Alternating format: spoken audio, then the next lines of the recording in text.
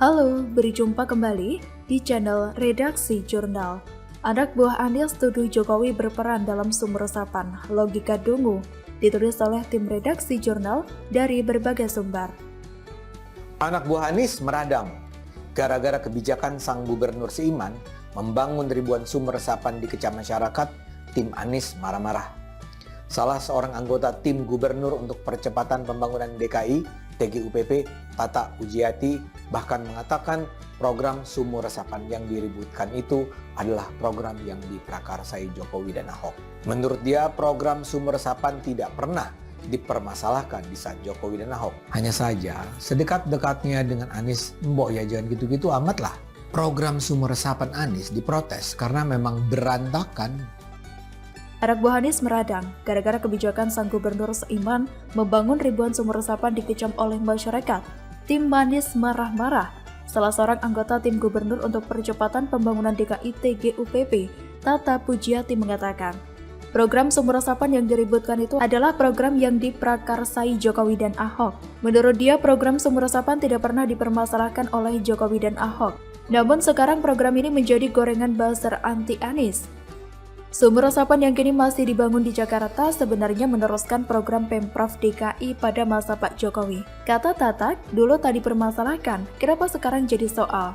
Menurutnya, sumur resapan yang dibuat oleh Anies Baswedan hanya sekitar 500 sumur di jalan-jalan utama yang biasa digenangi air saat hujan. Tata kini memang dikenal sebagai hardline-nya Anies. Dia misalnya sengaja pasang badan ketika LBH Jakarta memberikan rapor merah bagi 4 tahun masa kepemimpinan Anies di DKI Jakarta.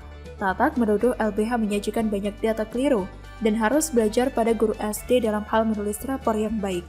Dia juga adalah anggota dari tim kecil Komite Pencegahan Korupsi yang terdiri dari 5 orang terdekat Anies.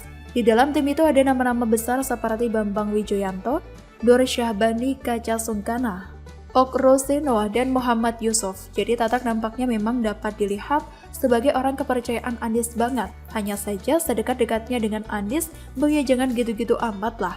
Program sumur resapan Anies diprotes karena memang berantakan, dan ini tidak ada hubungannya dengan buzzer. Tatak memang benar, program sumur resapan memang dimulai di era Jokowi dan Ahok.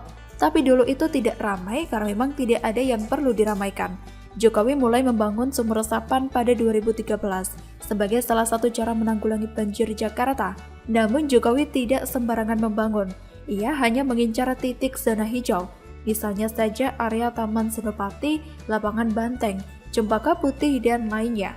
Kala itu Pemprov DKI sendiri menargetkan pembangunan hingga 4.000 sumur dengan kedalaman minimal 60 meter. Dan ketika Ahok naik menjadi gubernur pada 2014, ia tidak ingin mempercepat pembangunan sumur resapan. Ahok berpendapat struktur lapisan bawah tanah Jakarta berbeda-beda setiap wilayah. Ia menganggap diperlukan pemetaan jenis tanah serta kandungan endapan sedimen yang terdapat di dalam tanah pada suatu wilayah. Karena itu Ahok memilih memusatkan perhatian pada pembangunan normalisasi sungai untuk pengendalian banjir. Ahok berencana setelah peta tanah diperoleh barulah sumur resapan dikembangkan. Sayangnya Ahok harus turun jabatan. Anies sebaliknya terlihat sangat antusias dengan sumber resapan dan menolak normalisasi sungai. Dia mengatakan akan mengedepankan pendekatan ilmiah berbasis konservasi yang ramah lingkungan, di antaranya dengan menambah sumber-sumber resapan. Menurut Anies, ketika itu banjir di ibu kota tidak akan terselesaikan apabila pemerintah daerah sekedar mengalirkan atau membuang air ke hilir. Untuk itu, Pemprov DKI perlu menggerakkan konsep memasukkan air ke tanah demi mencegah banjir. Anies di awal menargetkan pembangunan 1,8 juta sumur resapan hingga masa jabatannya berakhir di 2022. Target ini tertuang dalam Rencana Pembangunan Jangka Menengah Daerah atau RPJMD DKI 2017 hingga 2022.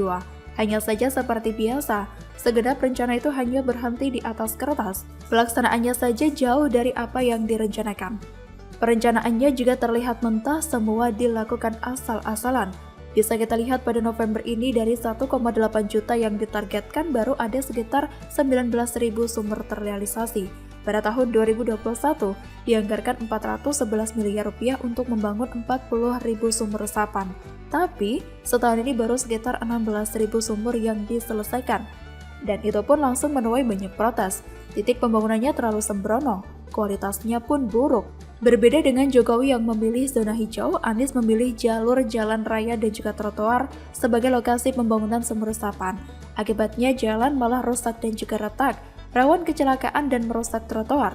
Deretan sumur resapan di jalan itu membuat jalan bergelombang, aspal tidak lagi mulus. Selain mengganggu kenyamanan, kondisi jalan yang bergelombang juga membahayakan pengguna jalan. Sumur resapan yang dibangun di trotoar dipertanyakan kemampuannya untuk mengalirkan air dari jalan. Begitu juga titik pembangunan sumur resapan dinilai tidak efektif menyerap genangan air saat hujan. Misalnya, pembangunan sumur resapan yang ada di samping Kanal Banjir Timur atau KBT.